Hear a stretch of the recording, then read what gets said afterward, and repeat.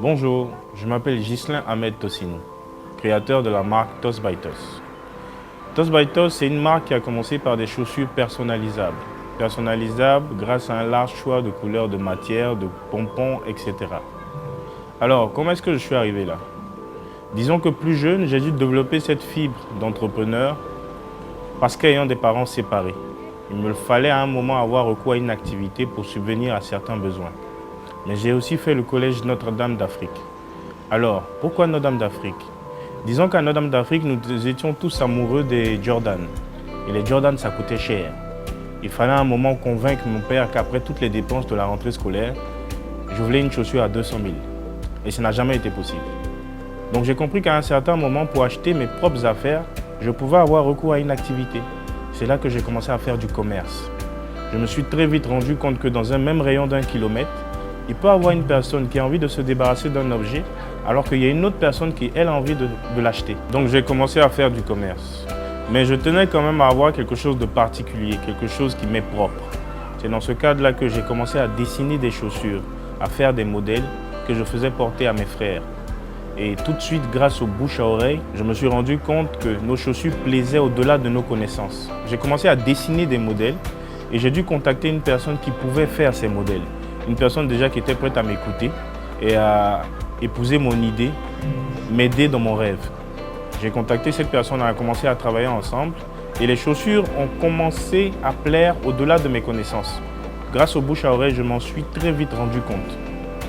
Mais à un moment, j'ai dû arrêter parce que les études me prenaient le temps et aussi il y avait un monsieur qui avait senti l'affaire, qui lui avait fait venir des machines, mais misait plutôt sur la quantité au lieu de la qualité. Alors j'arrête, je finis mes études, je bosse avec une entreprise qui travaille avec du plastique. Et vient la loi concernant le décret du plastique où il fallait passer au sachet biodégradable. Donc cette entreprise-là s'arrête de fonctionner. Du coup, je suis au chômage. Et je réfléchissais à quelle activité faire, dans quoi investir. Et c'est là que mon père intervient et me dit « Pourquoi tu cherches ce que tu as déjà trouvé?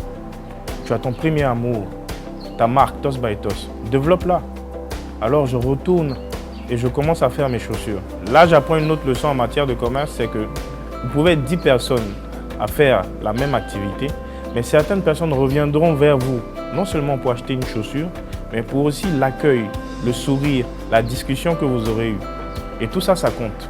Donc je recommence mon petit bonhomme de chemin avec Toss by Toss, je les commercialise et aujourd'hui, je vis de Toss. Grâce à Toss, je mange.